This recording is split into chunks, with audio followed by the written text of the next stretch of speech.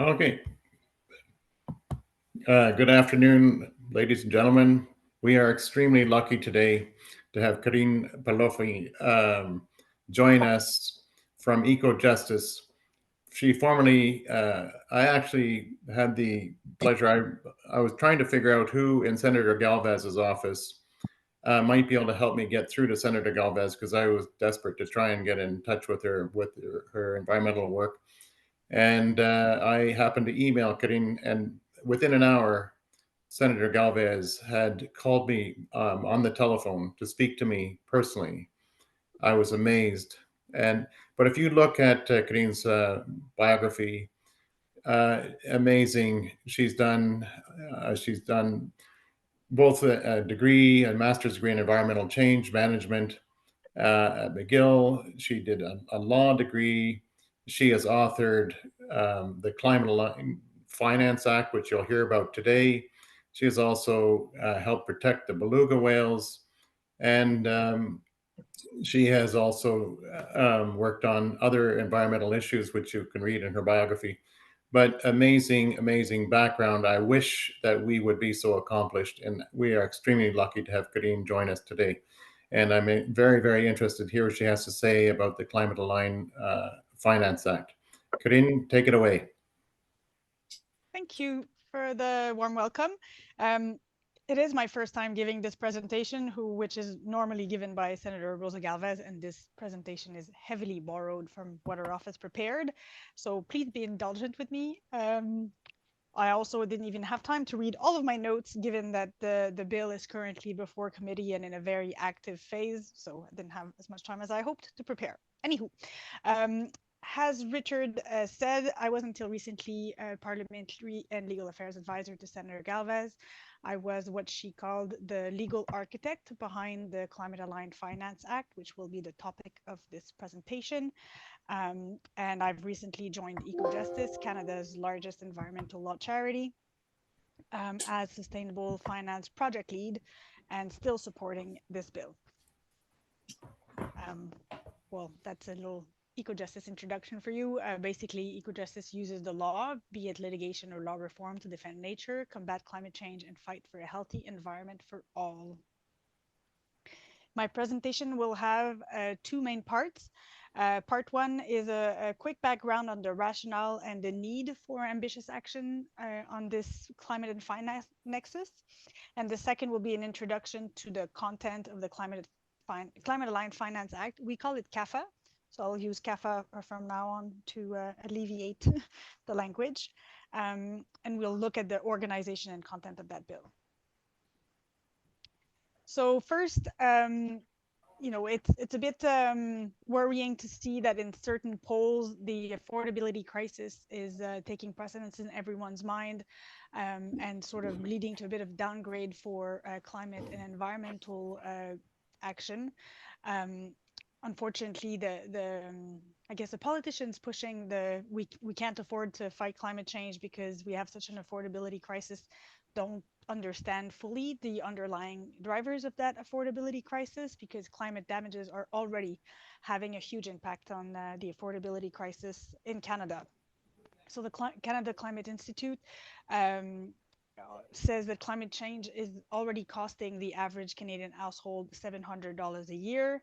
Um, there are many impacts: extreme weather, health impacts, economic costs, unequal impacts on vulnerable people. This slide focuses on the cost from insured damages. So the worst 3 years of insured catastrophic losses from extreme weather events in Canada occurred in the last decade. It's forecasted that up to 10% of Canadian homes are or will soon be uninsurable.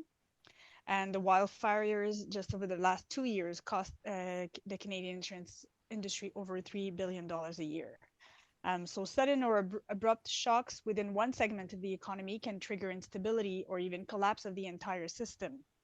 A warming and increasingly volatile climate will affect nearly every facet of society, both through physical impacts such as wildfires and floods, and through changes resulting from the low carbon transition, meaning financial systems are exposed to multiple and overlapping vulnerabilities. And the long term transition risks involved with addressing climate change are not fully reflected in market prices, which means that capital flows are still tilted towards riskier emission-intensive assets and away from the low-carbon alternatives that we need. If market expectations change suddenly in the future due to an acceleration in global policy, a technological breakthrough, or a series of extreme weather events which really galvanize public opinion towards action, it could cause a massive repricing event. In the finance and climate world, they call this a green swan event. In this scenario, billions of dollars worth of emission-intensive assets could become stranded, and losses that could cascade throughout the entire financial system.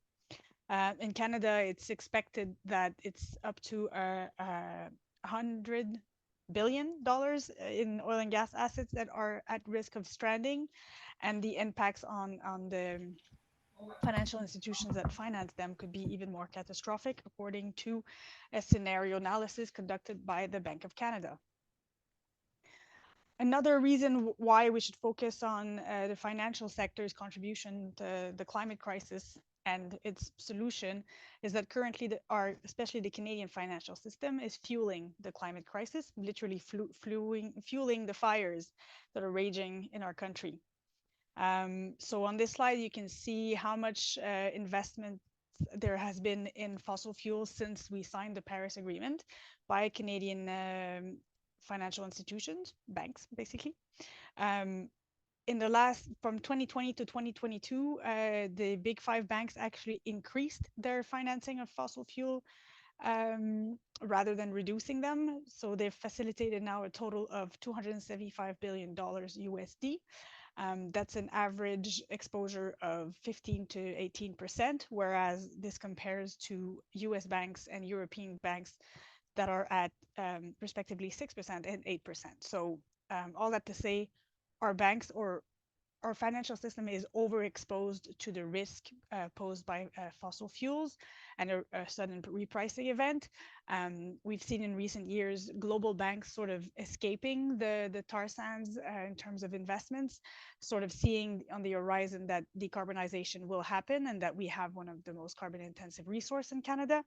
And that void from the international institutions leaving the sector has been filled by Canadian financial institutions, which means that if there is a massive transition globally, we'll be hurt first because the fossil fuel sector will collapse and we won't be able to sell our resources, but doubly because all of our savings will have been invested in that. So there is a need to at least increase the resilience of the financial system to such risk. So far, action in this field has been led by voluntary disclosure initiatives. They have had a very limited impact. First, the uptake is limited. An overview of 26 large banks show that disclosures are still partial and selective, and no banks currently include all on and off balance sheet activities. I'll come back to that in the context of CAFA. And only 35% of those targets are aligned with a 1.5 degree global warming trajectory. Regulators have started acting in this space. We see a very ambitious action in Europe, in the Australasia region as well. Even the US, California has led the way with two great bills on disclosure. And even in Canada, the Office of the Superintendent of Financial Institutions has started acting by issuing guideline B15 last year. However, most of these, except Europe, which is great, most of these initiatives focus on what we call single materiality, which is they're trying to derive what risks and opportunities the climate will bring to a financial institution. And they don't look at the real world impacts that financial institutions have on the climate. So they don't look at how financial institutions continue to fuel this climate crisis by investing in the sort of energy generation of the past. The Commissioner of the Environment and Sustainable Development has issued an opinion on guideline B15 by the Office of the Superintendent of Financial Institutions, and says that OSFI, as we call it, has not yet fully considered its emerging role and responsibility under the Federal Sustainable Development Act, and is not doing much to actually contribute to the transition, which is definitely not something that's helping us reach our climate targets, which we are failing to achieve. And we are actually, I think, the only G7 country whose emissions have risen since signing the Paris Agreement. Another reason why it's important to focus on this is what we've called a conflict of interest. You can see in this slide, this is a CBC report showing that 8 out of Canada's 10 largest pension fund managers have at least one high-ranking member, either a board member or an executive, who is actively directing a company in the oil and gas sector. This echoes a previous investigation comparing, I think, 9 countries where Canada had the highest level of ties between extractive industries, especially in the oil sands, and banks. So we see sort of an entanglement between the executives of these two industries.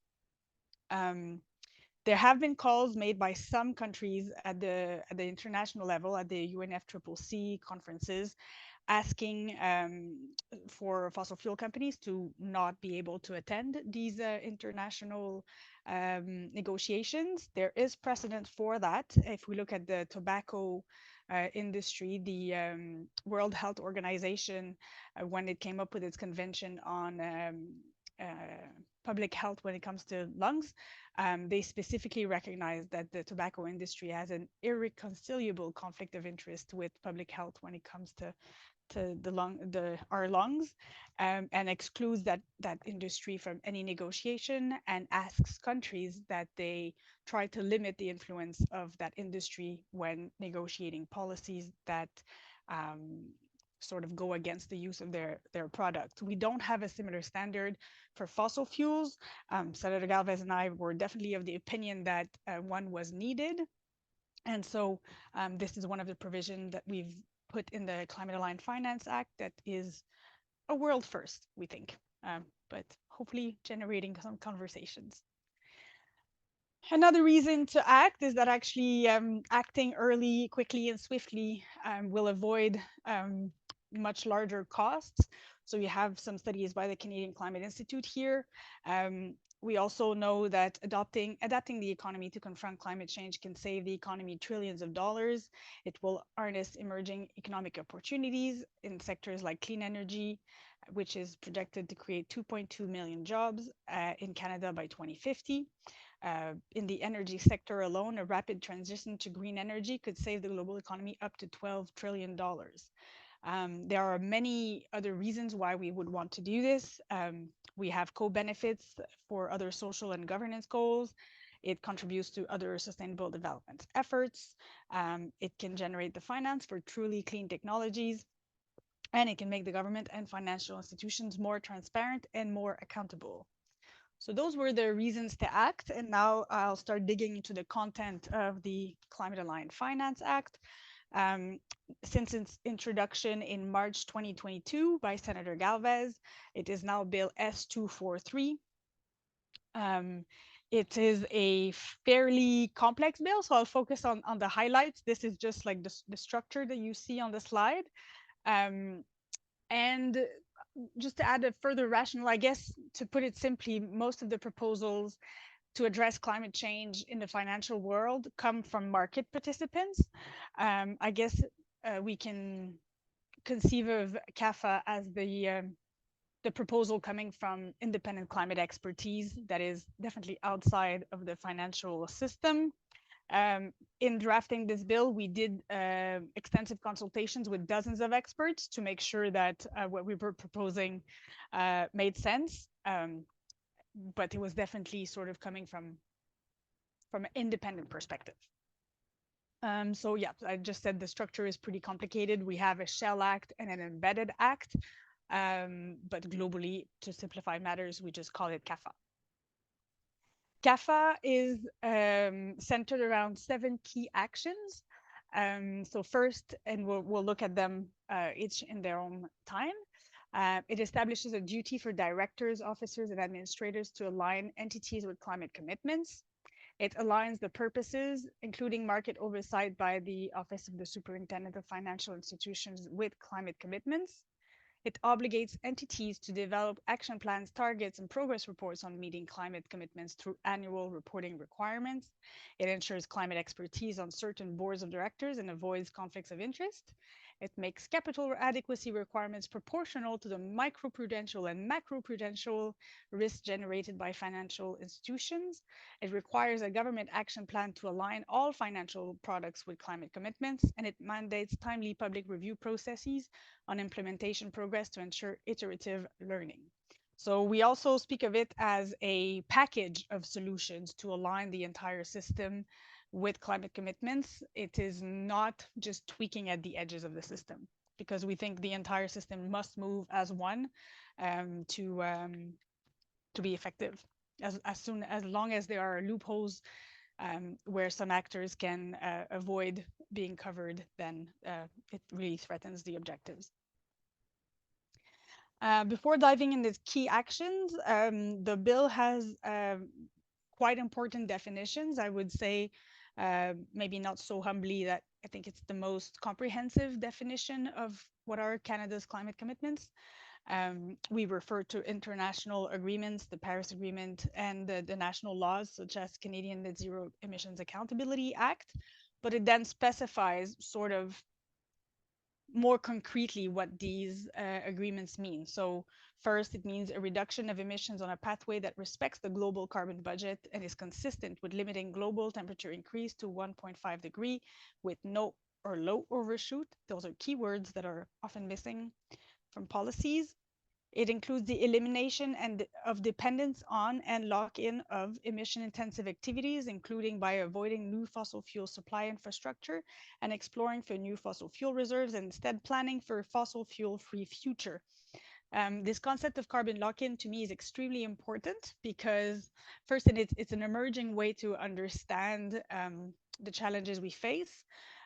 It's also to be noted that at COP28, the last COP in Dubai, it was the first time that the official decision coming out of the process explicitly said that we need to transition away from fossil fuels. It's important to know that fossil fuels are responsible for roughly 80% of the warming to date. And so, if we were to make gross oversimplification, if we can just get away from fossil fuels, we will have solved the majority of the problem. And maybe conceiving of it that way is maybe easier to galvanize action and understand what is necessary than always focusing on greenhouse gas emissions, which are invisible, which no one has ever seen, whereas fossil fuels are quite tangible and pretty much the source of the problem. Another sort of principled definition is the preservation, enhancement, and restoration of natural carbon sinks, including forests and peatlands. That's the missing bit of the emissions that are not fossil fuel related, destructions of natural carbon sinks. And in Canada, we singled out peatlands because we are a globally important place for peatlands, and we have intended to be extremely careful of them up to now. And lastly, while there's the adaptation aspect, so it's climate action must be done also to enhance the capacity to adapt and reduce vulnerability to actual and expected impacts of climate change by increasing resilience. There's also a definition of financially facilitated emissions, but I'll keep that one for a bit later. Another important aspect of the Climate Aligned Finance Act is that it tries to not think of climate action in a silo or just focusing on greenhouse gas emissions, so that we don't end up creating new problems by trying to solve the climate problem. So, the Act does everything it can do to make sure that climate action is designed in a way that considers vulnerable groups, communities, and affected ecosystems, that maintains food security and avoids exacerbating inequalities in society. It also focuses on biodiversity, restoring natural carbon sinks, as well as industrial GHGs. And importantly, it ensures the respect for the rights of Indigenous peoples everywhere that federal financial institutions financially facilitate activities. So that means anywhere that a Canadian financial institution invests or does financial facilitation, they have to respect the rights of the Indigenous people in that country, regardless of whether that country itself has adopted the UN Declaration for the Rights of Indigenous Peoples. Another way to conceive of CAFA is it's making international law directly applicable to private actors who are often multinationals or acting within multiple jurisdictions, because international law on climate only applies to states, and that's it's up to the individual countries to decide what they do to make sure that commitment applies to all of their citizens, or the ones that they decide to apply it to. CAFA comes and says all these international agreements, well, the climate agreements and the rights of Indigenous people, apply directly to Canadian financial institutions, regardless of where they operate and invest. I think that's all I had to say. There are other important definitions in the bill, so I'll maybe just invite you to go and consult it. It defines emission-intensive activities, fossil fuel activity, global carbon budget, person with climate expertise, and climate change impacts, amongst others.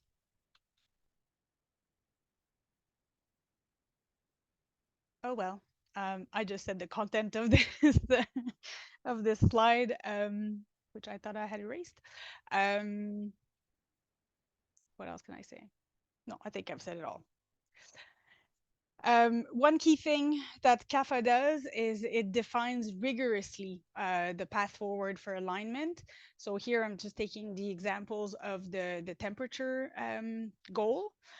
So the guideline B15 by OSFI does say that one scenario that needs to be considered by the financial institutions that it regulates is a 1.5 degree scenario. It stops there.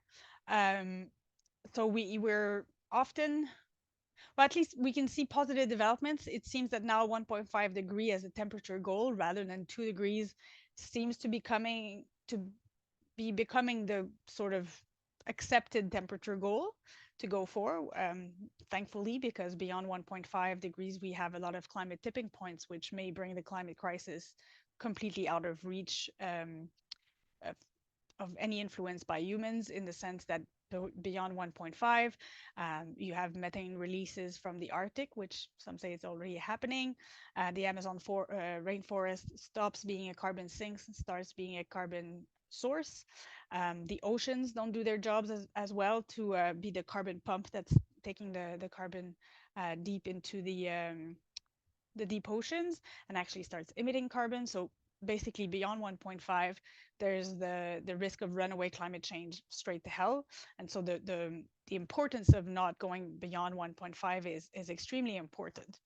And what this slide does is just try to illustrate in practice the importance of the words we put in CAFA, which is with no or low overshoot of the 1.5 degree temperature goal.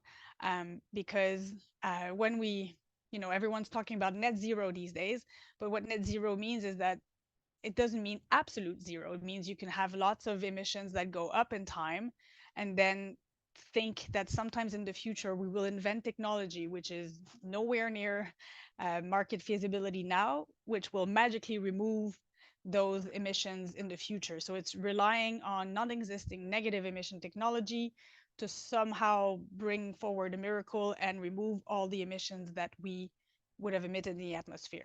So without the words with no or low overshoot, there is this idea that you could overshoot it massively and then magically remove. It seems a bit dangerous to gamble our future on basically on unicorns that don't exist. And I think there are more and more reports now that are showing the need to really limit that overshoot, something that CAFA does and that we haven't seen. I don't think we've seen any other initiative do that internationally. So yeah, the traditional market approach is about disclosing risks and opportunities, and it allows and encourages the use of multiple scenarios, many who do not mandate a 1.5 scenario, and when they do, it's not defined with enough clarity. So CAFA really brings about a paradigm shift and forces the consideration and planning of the only scenario that matters, which is the one set to avoid dangerous climate change. Now, I spoke briefly about a key definition in the bill being financially facilitated emissions. This is, I guess, what we would call scope 3 emissions for financial institutions. As you can see, scope 3 emissions, the indirect emissions, the emissions coming from the corporations in which financial institutions invest money, loan money to, is by far the largest source of their emissions. As the slide states, TD and RBC alone financed more emissions in 2020 than the entire country generated in a year. And so in doing CAFA, we were extremely careful to have the most comprehensive definition of financially facilitated emissions that would have to be disclosed to make sure that it includes all on balance sheet and off balance sheet activities that financial institutions do. These off-balance sheets activities are often excluded from all voluntary disclosures, and I believe they're still excluded from OSFI requirements. I would have to double check that one. And now if you go to the specific actions that are mandated by the Climate Aligned Finance Act, we start maybe with the superseding duty of public interest. So the way that fiduciary duty works now is that directors of corporations need to take into account material risk that can affect their businesses. This slide shows different kinds of climate-related risks. But they only have to do that if it's considered material. And now a lot of people have written about what should be considered material in terms of climate change. Leading legal experts do say that climate risks are sort of inherently material, yet we don't see a market-wide disclosure of what these risks really entail for the various entities that these directors are overseeing. So the CAFA goes much further than the existing state of the law. It establishes alignment with climate commitments as a superseding public interest matter that affects all entities covered by the Act. So to very much oversimplify the issue, normally in a director's duty, fiduciary duty, you have, let's say in the Canada Corporation Act, you have a series, we call it a grocery list of factors that a director can take into account in trying to figure out what is in the best interest of a corporation. So it can consider employees, it can consider the environment, but it has no obligation to do so. Now, when it comes to climate, the thinking behind this bill was very much that the climate crisis is an existential threat. It goes above and beyond sort of the ordinary issues that a corporation is faced with. And so to avoid all these debates about what is currently the state of the law in the absence of actual jurisprudence or legislation that specifies it, we just said it's simpler to create a superseding public interest duty that comes before everything else. It has maybe just one caveat. It's that it has no impact on existing duties or benefits under the income tax legislation. That was one concern that was raised by an expert we consulted. That we have to be very careful that just establishing this superseding duty doesn't remove pension funds tax exemptions sort of inadvertently. The other big thing that CAFA does is align the purposes of Canada's most important crown corporations or regulators with climate commitments. So that's the Bank of Canada, that's parent crown corporations, I'll list them later on, the Public Sector Pension Investment Board, the Business Development Bank of Canada, Canada Infrastructure Bank, the Canada Pension Plan, OSFI. And so we modify all of the mandates of these crown corporations to specify that they can only exercise their powers in a way that enables them to become an entity that is in alignment with climate commitments as described in the Act.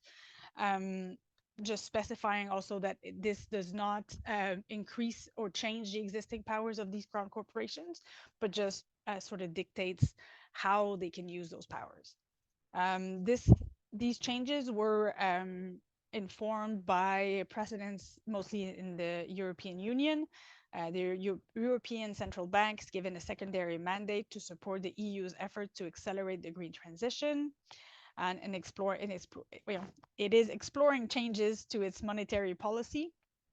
The EU lawmakers also passed a provisional agreement which expands the European Central Bank's remit to include the supervision of bank transition plans. And the UK government has issued a letter to include the transition to net zero in the remits of the Financial Conduct Authority. So based on that, we thought, let's do the same with Canadian institutions and do it across the board. The third main thing, and maybe the principal thing that CAFA does, is bringing transparency and accountability through yearly disclosures for the entities that are covered by the Act. So every organization must set their own targets at 5-year intervals, starting in 2025, continuing to 2050. It's basically a target setting, planning, and reporting scheme on alignment. So basically not asking them to disclose risk and opportunities like other existing initiative does, but really asking them to disclose their action to make sure we avoid dangerous climate change. The bill is extremely detailed into the content of those reports. Let me just see how much time I've got. Yeah, okay, so I'll speed through. Just very briefly, the targets and plans must include a description of how their targets represent a responsible stewardship of an equitable allocation of the global carbon budget based on the entity's historic emissions and the different developmental needs of regions and communities. That's our attempt to incorporate what we call fair share into what private institutions are considering. So because what we see often is that corporations will say, yes, the whole world needs to reduce carbon, but I will be the only one who will be allowed to continue to emit. So this is about trying to avoid that and showing how a corporation thinks of what it will be able to do in the future is fair compared to other people, other places in the world who also maybe have a right to emit. As an aside, Canada, as a developed country, should have a stronger obligation to reduce its own emissions and allow less developed countries to maybe emit a bit more so that they can make gains in development that we've already benefited from. It's a pretty radical transparency initiative. We asked that all methods, assumptions, and sources of information used to calculate emissions and make plans be disclosed. It includes information regarding lobbying activities and positions put forward in partnerships, trade unions, or associations on matters related to the environment or climate. These reports must be made annually and be made public and freely accessible on a website. For the reporting entities that must provide financial statements, the climate report must be integrated into it so that hopefully it becomes information that is considered key to understanding the financial position of the entity, which is not exactly the case for now. Plans must prioritize and encourage immediate and ambitious actions, emission reductions within the value chain, and as well as change and innovation to replace emissions-intensive activities. I note that change and innovation is defined broadly so that we don't think of the future resting solely on technology evolving, but also maybe on our behaviors and our social organizations also evolving. It asks details of how executive compensation, governance, and strategy of the entity is all brought on board to ensure the achievements of targets. So basically making sure that executives are not requiring an explanation as to whether executives are being paid in a way proportional to climate action, because the way remuneration is currently structured within financial institutions, that it actually disincentivizes climate action by over-focusing on short-term value creation. There are specific requirements that apply to federal financial institutions. So they must have sectoral and portfolio level targets. They must include, as I said earlier, all their financially facilitate emissions. There's also a provision that forces them to report on how they engage with the companies in which they invest or loan money to, how they're trying to incentivize decommissioning emission-intensive activities, energy diversification, and the development and adoption of change and innovation. They must also escalate these concerns and eventually be ready to exclude entities, that is divesting, which are unable or unwilling to align with climate commitments. Now, carbon credits or offsets, carbon capture and storage, and negative emission technology was definitely the topics which were the most controversial when we were doing our consultation. So the bill really tries to walk a very nuanced and fine lines between what's acceptable and what's too risky. And so offsets are allowed, but with safeguards built in to limit the use. They cannot be used, so offsets cannot be used as a substitute for reducing operational or financed emissions, but they may only be used in cases where they are strictly necessary to neutralize minimal residual emissions that cannot be eliminated with existing technology. Regarding emission removal technology, this is where it gets really complicated, but I'll try to keep it simple. We allow an entity to rely on existing carbon capture and storage. If it's already in place and it's working, then they should be able to rely on it, including in the fossil fuel sector. However, the bill does not allow to rely on the future development, deployment, invention of negative emission technology or carbon capture in the fossil fuel sector. And that goes back to the principle of avoiding carbon lock-in. Even if we reduce all the emissions from the production of fossil fuels, it will never eliminate their scope 3 emissions, which are from the combustion of the fuels, and therefore it doesn't get us on a trajectory where we really get to zero. And so we don't allow carbon capture and storage in the fossil fuel sector. That is in quite a big contrast to the approach taken by the government of Canada under undue influence from the oil and gas sector, if you ask me. However, the bill does recognize that carbon capture and storage may be necessary for some sectors that are difficult to abate and that are not in the fossil fuel sector. And so for those, they can rely on the future invention, discovery, or wide-scale development of those emission technologies. However, the report must give details as to how they are themselves actively contributing to that invention or deployment becoming reality. We can't just say, oh, somebody else will do it and I'll benefit from it. Like, there needs to be demonstrated actions towards making that development possible. Conflict of interest and climate expertise. As I said before, this is one of the areas where we're innovating. So basically, when it comes to conflicts of interest, in that annual report for the first 4 years from entry into force of this bill, board members who work for, provide services for, lobbied for in the past 5 years, or actively control stock in an organization that is not aligned with climate commitments will have to declare themselves on that entity's annual report.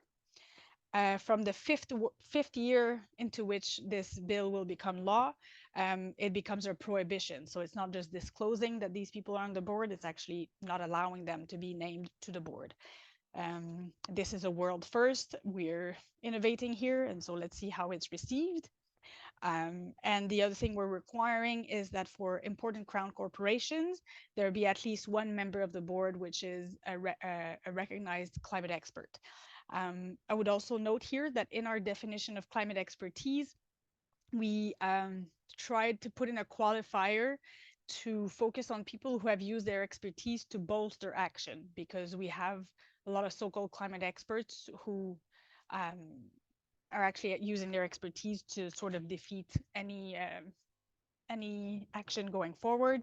So those are not the people we had in mind when defining climate expertise. Capital adequacy requirements. I'll try to go very quickly here. This is, I guess, a very important but very controversial aspect of the bill. Some people have said this is where the rubber hits the road.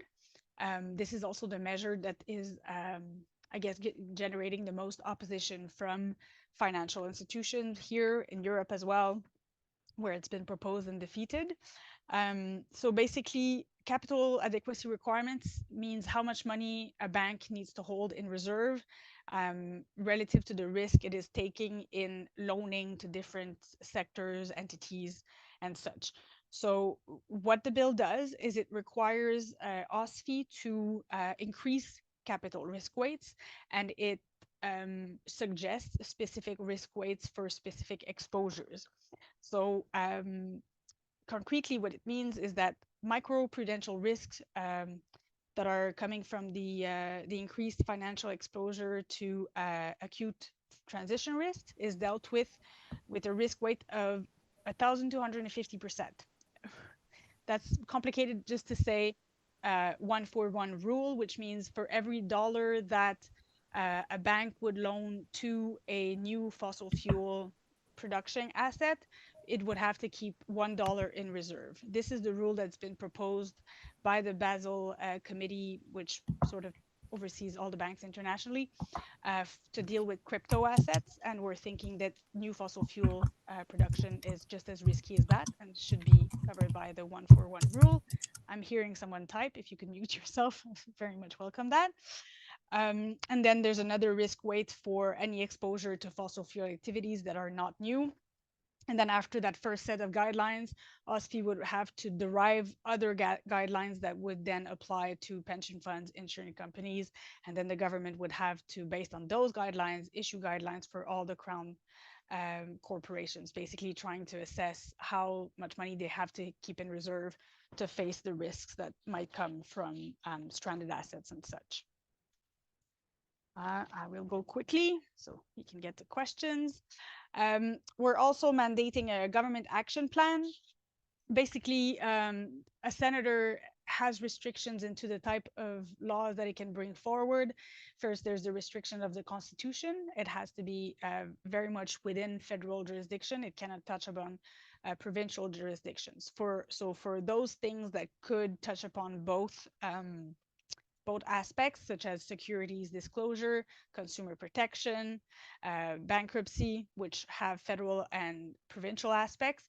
We're asking the government to come up with its own plan in collaboration with provinces and people with climate expertise to deal with those.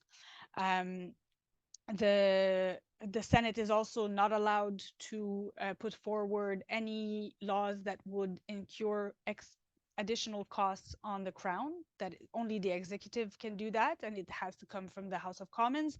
So anything that remotely seemed like it could cost money, we're asking the government to do it. And it includes measures such as addressing greenwashing, making sure that proceeds from green financial products actually serve to incentivize green initiatives and are not sort of diverted to just fund not so green things like we've seen in the past. And this action plan must be published within 1 year of coming into force. We ask for a bunch of reviews and one-time reports by different actors. An important one is a report by the Minister of Finance regarding the perspectives of Indigenous peoples on various climate finance subjects, including the stewardship of the financial system for future generations, given Canada's commitment to reconciliation and the important place of Indigenous peoples and their key role in actually having been able to steward nature for the benefit of future generations. We thought this might be an interesting conversation to have, and we're asking that report be co-developed with Indigenous people. We have a bunch of reviews. I won't go into detail. The idea is that because these rules are quite bold and new, there needs to be rapid iterative learning so that if something is not working, it can be addressed quite quickly through parliamentary reviews and such. So who does this apply to? We tried really to cover the entire federal jurisdiction over financial institutions. So banks, insurance companies, federally regulated pension funds, the federal crown corporations, federally incorporated businesses, federal works and undertaking as defined under the Canadian Labor Code. So we really went wide, but there are sort of two types of entities. There are federal financial institutions who have these additional reporting requirements regarding how they invest in corporations. And there are reporting entities which have the sort of simplified version of reporting, if that can be said. So this sort of saying the same thing with a bit more details as to which one have the enhanced reporting requirements and which ones have the basic reporting requirements, with some numbers of how many entities we think this will apply to. This is just a list of the key crown corporations who will have climate expertise requirements on their boards, and most of them will have their mandate modified to require alignment with climate commitments. CAFA is popular. It's been endorsed by over 120 organizations and MPs from four of the five official parties in the House of Commons. It's had support by investment firms, credit unions. Recording in progress. So, Karine, I'll need you to start wrapping up. Yeah. Do you hear this terrible noise? Yeah. Okay. CAFA also sort of had a baby. So last year, Motion 84 was introduced by MP Turnbull, who is now the Parliamentary Secretary to the Minister of Finance and the Minister of Innovation and Science. It calls on the government to use all of its tools to align Canada's financial system with the Paris Agreement. It had 16 joint seconders, so hopefully there will be some actions in the House of Commons as well. CAFA itself is now in committee at the Senate where it's being studied. Lots of things happening. You can tune in actually tomorrow at 11:30. There's going to be a hearing on it. I have lots of opinions about that process. You can ask me in questions. Let's stay in touch. That's me with no contact information, but I can provide that afterwards. I'm done. I can't hear you though. You're muted. Karine, Yes. this is Dave Doherty. Art and I have decided we're going to get me to undertake the facilitation of the Q&A session until Richard sorts out some technical problems that are going on his. Hear me now, Dave? With a terrible echo, yes. Richard, I recommend for now, I'll do the Q&A. You can discuss with Art directly through the chat exactly how to get you back into the session if necessary. Is that okay? Yep. Okay. Okay, good. All right. So actually, I had typed in a question, and I think it was going to be first in line. So I'm going to reserve first question for myself. Anitra Thorog is the next person on deck. So here's my question. You kind of approached this in one of your last slides. My question is, how are the various federal political parties in Parliament reacting to this proposed act? I would say proportionally to how heavily lobbied they are by the oil and gas industry. So I think we have ambitious members of every parties who have endorsed this bill. I think Bloc Québécois said we wish we had written it. You know, for them it's a bit easier because they don't actually have to govern the country. But for the Liberals, we have MP Turnbull who endorsed the bill, acted like a champion for it, and other MPs from the Liberal Party have also supported it. However, I think on this end, we're all a bit disappointed by how the executive is sort of not acting on this space. Like Canada is really lagging behind other jurisdictions on regulating this space. And I think there's a bit of disappointment being expressed at Minister Freeland, including from financial institutions themselves, who have been working on a green and transition taxonomy, which is not being put forward by the government. So all that to say, the sort of climate-minded members of most political parties endorse it. The mainstream, which are quite heavily influenced by the fossil fuel industry are opposed to it. Very interesting. Thank you. So we're going to move to Anitra next, but Ted Manning is on deck. So Anitra, over to you. My question is about the net zero.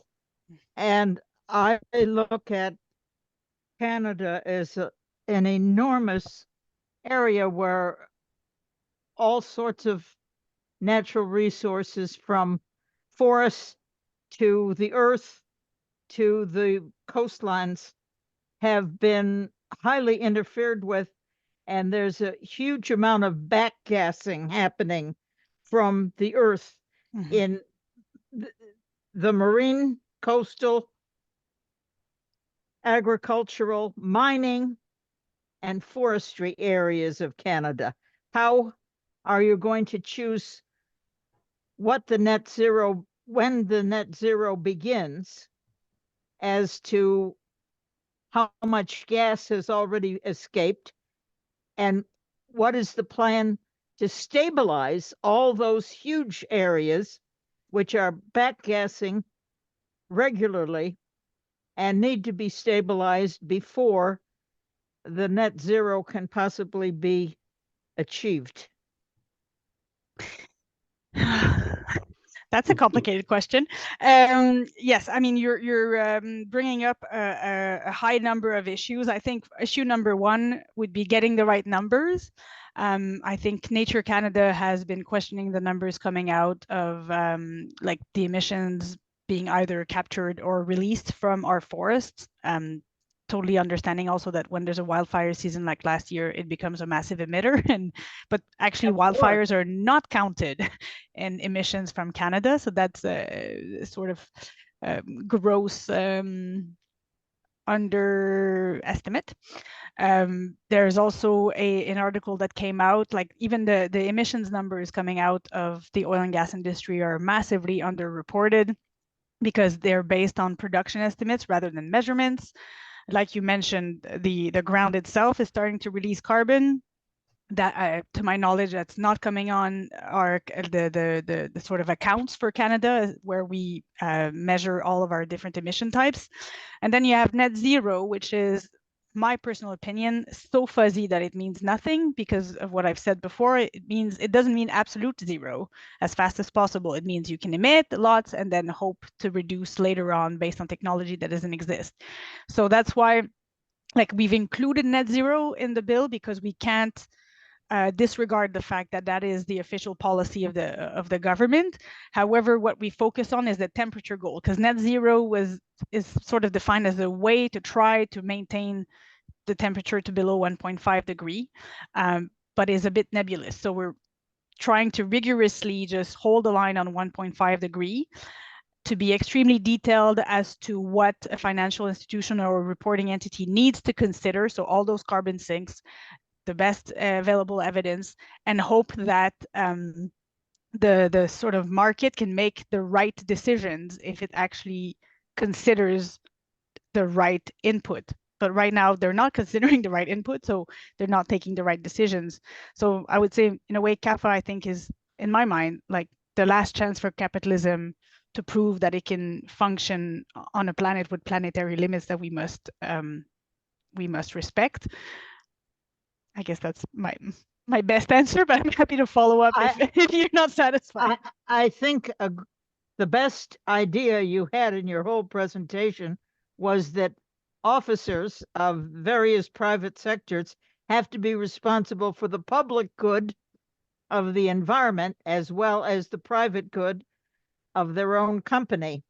And if they were defined mostly by the public good that they do, then I think you would see a very different performance. And if their salaries and so forth were pegged to that public good, you'd see. So thank you for all these wonderful ideas, and congratulations to the senator too and your staff for pushing them forward.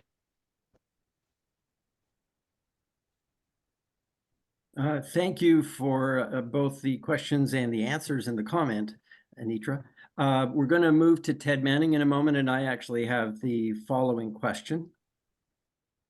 Yep. Karine, I'm Ted Manning. I'm involved a lot in this kind of stuff, and it strikes me immediately as being about as political as it gets.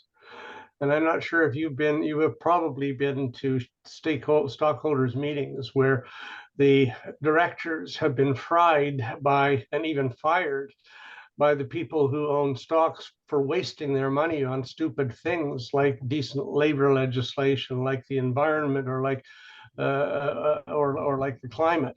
So I'm just wondering, are we in fact crafting a new tool where people can go and demand accountability? Can they get a writ of mandamus against a private or public entity? And are they now going to be given a new tool where they can fry the ones who are wrecking the place? You have complicated questions. Sorry, that's what the Club of Rome does. Well, that's the space in which I decided to work, so I guess I'm responsible for that. Yeah. Well, first, for the as political as it gets, I think that's a regrettable state of play, and I think anything that we can do to try to make climate the least ideological and political, the better. The UK seems to, so far, have escaped this politicization of climate. Like even conservative governments there, hold fast on climate action, which is not what we're seeing in the US and Canada, unfortunately. And in terms of tools, I think, I just joined Ecojustice, and one of their main tools is litigation. So I would say under existing laws, there are existing recourses that could be already used, and there are already securities complaints in Canada about these things. We must, however, be aware that Canada really doesn't have a good access to justice system. It's except maybe in Quebec, which is a bit less worse. So, we can't expect a flurry of cases on this. And one of the benefits I think that CAFA would bring is that it would really reduce greenwashing in the market by saying, no, these are the things you need to disclose, and rigorous criteria against which you need to disclose them, so that hopefully you won't it will make litigation easier because it will provide the evidence, but hopefully you don't even have to get there. The market will be able to maybe self-correct once they have the information that is material to making these decisions, hopefully. Thank you very much. That's very helpful. Great. I've got Jeff Passmore on deck, and my question is this, which kind of follows on. And I was very interested by Anitra's comment, and it actually came up again in your response moments ago about public benefit corporations, which I think are a fantastic idea. My question is this: would CAFA rely on? Okay, I thought you were in the middle of a conference. That's why. No. Sorry, somebody isn't muted. Okay, I'm gonna go again. I was going to say, call me. Art, can you sort out who's talking in the back and that? Okay, here's my question. Would CAFA rely on self-reporting? And if so, how would accuracy be ensured? And my thought is that this is particularly important because of a couple of comments that you made earlier about underreporting in the fossil fuel industries. So the answer is different depending on the entity. So let's say for entities like a Canada business, a business incorporated under the CBCA, or a federal works that doesn't have a regulator that is empowered to look at these disclosures, it will be self-reporting. But again, it will be self-reporting against a set criteria. It will be made freely available. And so anyone can then try to engage and say, what you said is wrong. It's not true. You didn't respect the criteria. So it will bring a level of transparency over the information that we actually need that is unparalleled and not existent so far. For entities that are currently being regulated by the Office of the Superintendent of Financial Institutions, so the big banks, the insurance corporations, and the federally regulated pension plans, OSFI through CAFA is empowered to also oversee climate alignment. So basically those who already have regulators, this will become part of the things that they are regulated over. Those that don't have regulators, it will be self-reporting. And now I also want to point out another issue that CAFA did not solve, is that private equity or non-listed public corporations, asset managers. Those are all not regulated, as far as I can tell, either federally or provincially. And one of the concerning things that we're seeing is that as securities regulators start requiring some more information on climate, some businesses are going private so that they are no longer having to disclose these things. And we have that gap where private equity is not regulated by anyone in Canada. Because there was no existing regulation, the senator couldn't include that in her bill because it would then incur a cost on the government, which she couldn't do. But we sure hope that the federal government will put on its big boy pants and regulate everyone. Okay, fantastic. So after Jeff, I'm going to go for a moment to a couple of comments that were passed. I'll just read the comments and then I have another question. So over to Jeff. Well, thanks, Dave, and hi, Karine. Those of you may be interested to know that Karine spoke at the Scaling Up Conference in 2018. So it's wonderful to see how your career has evolved since then, and I'm glad to see you've just joined Ecojustice. I get their emails regularly. Hopefully you'll get some news from me. Yeah. So my comment was, and some advice or an effort to be helpful. I think you talked about targets, and I hope that you mentioned that targets have to be accompanied by actions. So you don't have to comment on that now, but I mean, targets are of no value without actions, and that's one of the reasons why Canada's climate change goals have always failed, because we've just set targets with no actions. So take an example out of California if you want to see how actions deliver on targets. But I'm really interested in one of your bubbles on one of your slides, and you didn't even mention it orally, was the word insurance. Insurance drives commerce. And so it doesn't matter if the banks want to lend to a project if that project can't get insurance. And so increasingly what we're seeing is the big reinsurance companies like Munich Re and Swiss Re. Munich Re speaks every year at my conference. And I just want to read you some information. This will be very brief from one of their slides last year. So no investment in companies with 30% revenue from thermal coal or 10% revenue from the oil sands. No investment, no insurance for new coal mining power plants or infrastructure, and no insurance for new and existing oil sands sites or any related infrastructure. So in other words, not just the oil sands, but any related infrastructure such as pipelines.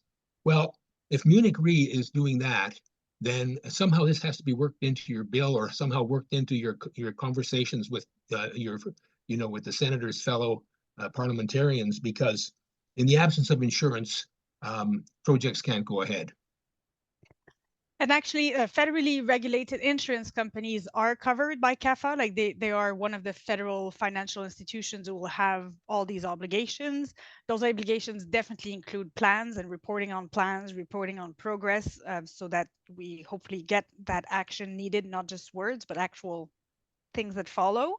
And I totally agree that they're just as important. I guess the reason why we don't talk about it enough is just less data available. So we know all these things about the banks because you have the Rainforest Action Network, which does a report every year about all the biggest banks in the world, and then Bloomberg New Energy Finance. Actually, I wish I had said this, but anyways, they've calculated that to stay within 1.5, we need investments in renewable energy to be 4 times larger than investments in fossil fuels. So a ratio of 4 to 1. Canadian banks so far rarely, if ever, go beyond the 1-to-1 ratio. We're like in the bottom third of all the international banks. But those really interesting reports that we can then use to say we need to do this, they don't exist for the insurance sector, and they don't exist for the pension funds either, like this sort of global benchmarking of action. It would be a very interesting thing. Sorry, Karine. What does exist for the insurance industry is their own claims. So if you can put your email in the chat box, I don't think I have it anymore. I'll send you that slide deck because I think politicians have not yet recognized the role that insurance companies play in, you used the word capitalism's last chance. Well, Munich Re is no longer insuring oil sands or coal plants, and so this is quite remarkable. And I don't think that the public or politicians have come to this realization yet. I agree, and I put my Okay. address in the chat. Listen, we're going to give you a chance, to put together a panel at this year's Scaling Up conference, and you can talk about this whole act. So let's talk about that. Let's talk about that offline. Sounds good. Great. Okay. Thank you very much. So the comment that came first was from Anitra, and she actually sort of went into this in something that she said. She said as a comment, very interesting to make all private sector company officers responsible for a nation's better interests as well as the company's better interests, to which one of our members, Claude Buechner, commented, let's find out what corporate lawyers think about that. Now, if you count yourself as a corporate lawyer or somebody who is able to make a comment on that, I'll give you the opportunity before I ask my question.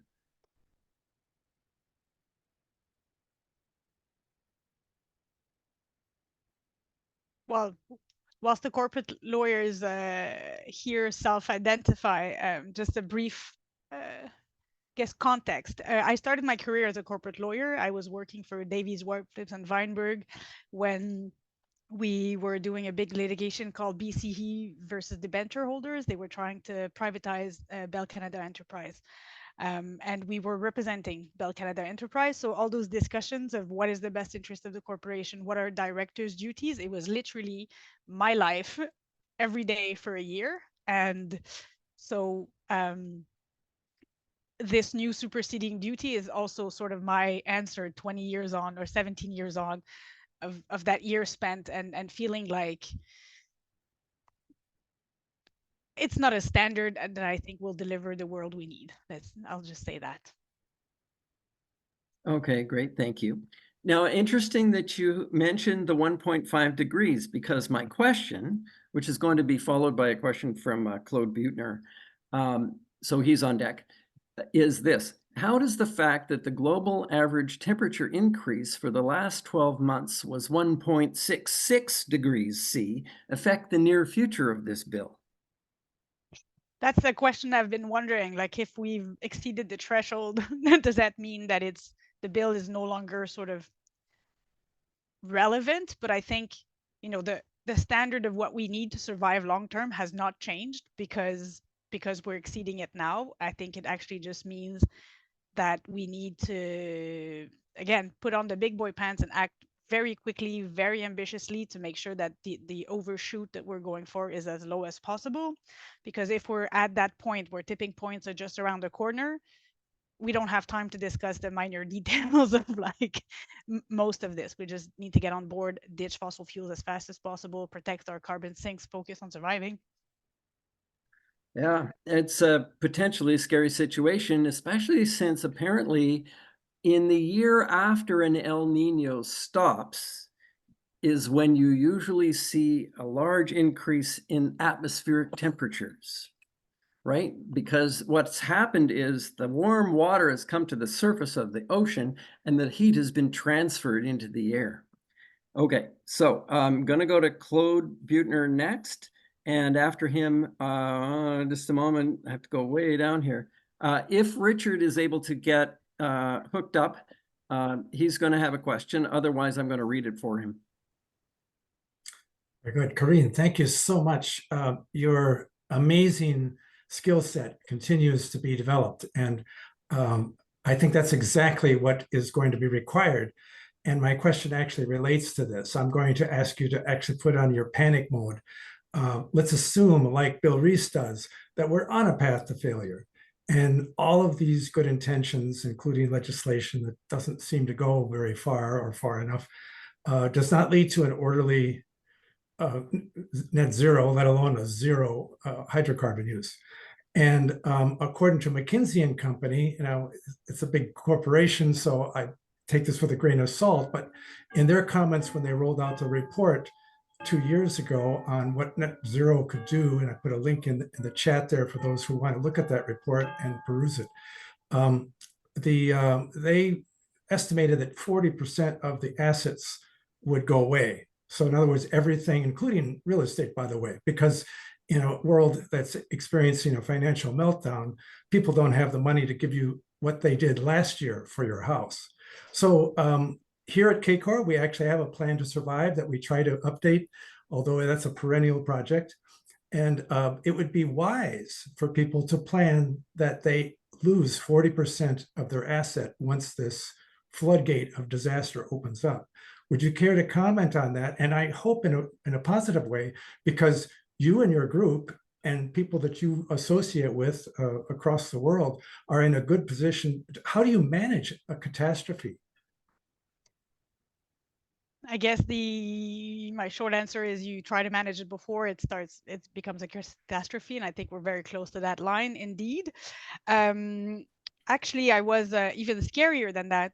There are great reports coming out of the Institute of Actuaries in the UK, which are criticizing the scenarios, economic scenarios that are used by the Bank of Canada, OSFI to predict what will come, because those models, economic models, are quite divorced from the physical reality of future climate change. Those scientists just don't peer review each other's models. It's as stupid as that. And that presentation actually said to pension funds, said, actually what you need to consider is, can you understand that 100% of GDP could be wiped out if we don't address this crisis? So it's the entire economy that could be wiped if we don't address this crisis, according to these actuaries.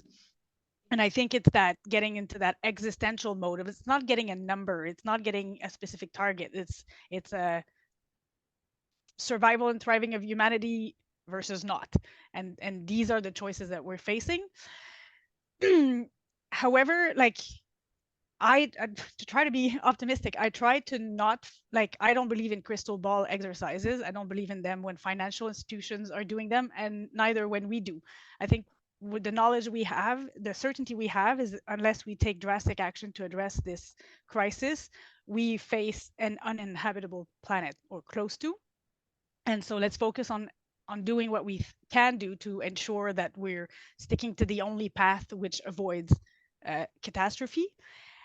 And the rest, humans are terrible at predicting the future of technological development, behavior change, and so forth. Like that McKinsey you quote, one of the things I like quoting is that I think in the 80s, AT&T asked what would be the market for cell phones at McKinsey, and McKinsey underestimated the market by 99%.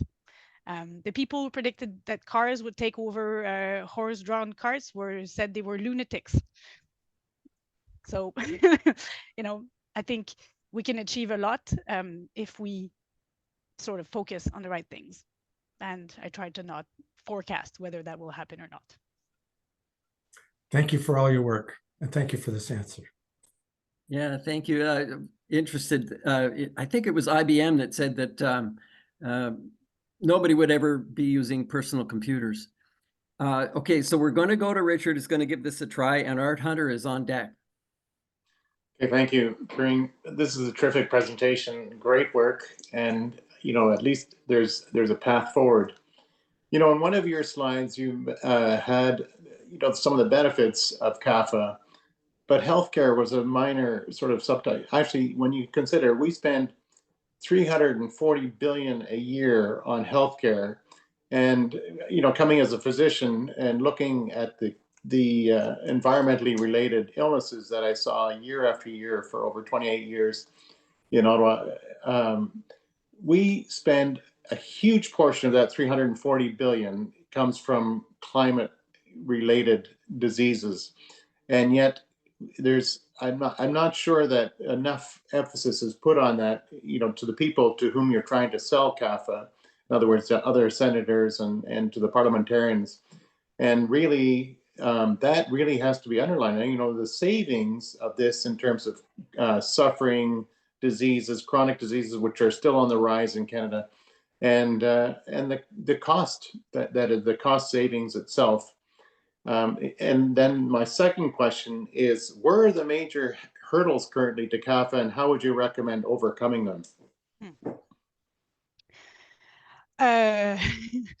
Yes, well, I totally agree. And I think at this point, we use the numbers that were available, and we use the numbers that were most economic sounding, because at this point, we're before the Banking and Economy Committee, and so we're trying to get the numbers that might convince those members and the members of the financial institutions to care about this. We've asked some numbers focused people if whether they could cost, like the the cost and benefits of putting this into law, and it's fairly complex and it doesn't seem possible. But I think at this point we can maybe take a shortcut and say, let's just use the numbers that are associated with maintaining global temperature to 1.5 degree, and say these would be the benefits if CAFA was put in law. So if you have those numbers and you want to share them as further reasons to put forward this bill, please do. I think, putting this bill into law will have all the advantages that doing climate action overall will have. But I guess in our arguments so far, we've been a bit focused on trying to convince capitalists that this is a capitalist issue, not just an environmental issue. And in terms of hurdles, where there is the fact that the fossil fuel industry has a disproportionate impact on our public policies in this country. This is other presentations that I give, but I think over the last 10 years, irrespective of government, they have on average 6 meetings per day with federal bureaucrats. That's way more than environmentalists get. And so, their influence is everywhere. Their influence is within financial institutions as well. And that's the main opponents to this bill.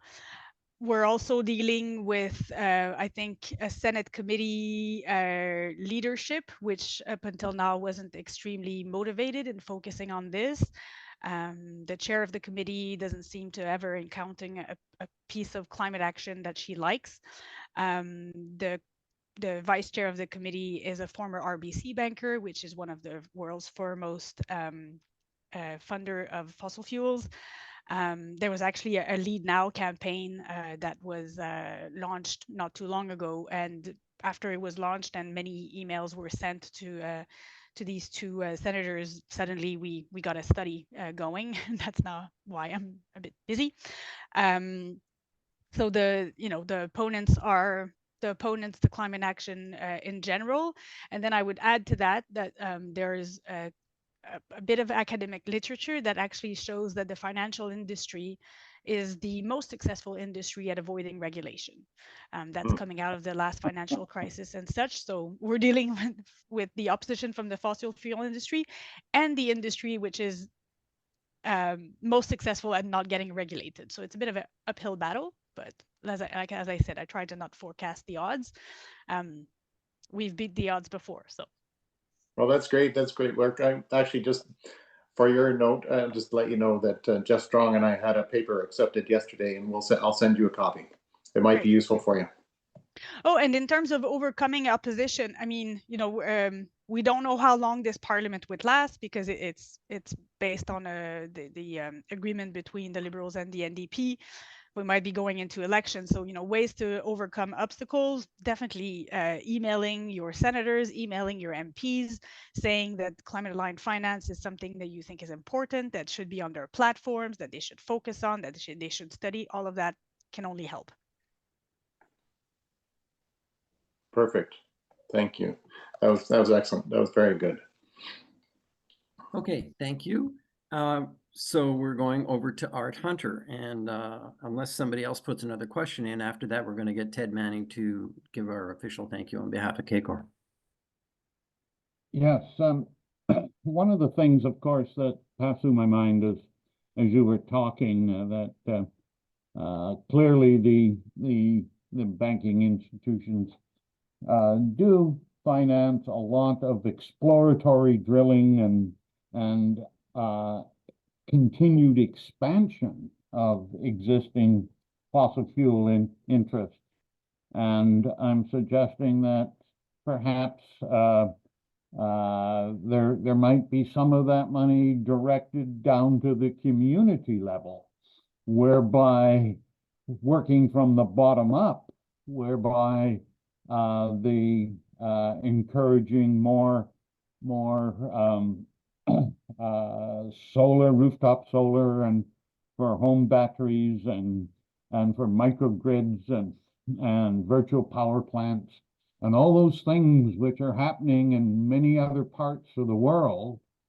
They're not being encouraged in Canada, but I keep looking at the massive amounts of investment money that are pouring into the fossil fuel industry to expand their footprint.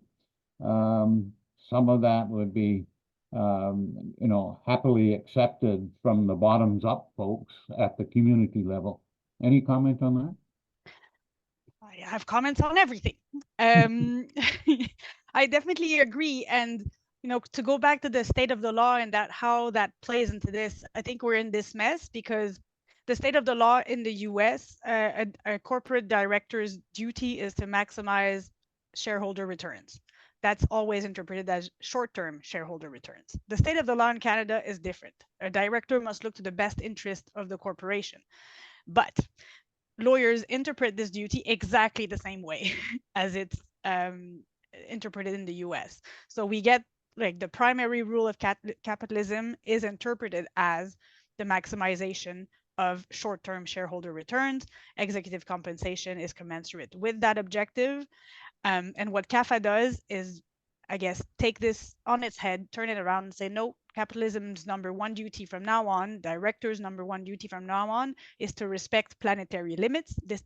The limit we define in this bill is a climate limit. Hopefully the other planetary limits would be as equally defined in other bills. And then you'd have a capitalist system, which is saying you can have economy, you can make money, so long as you're not threatening life on Earth.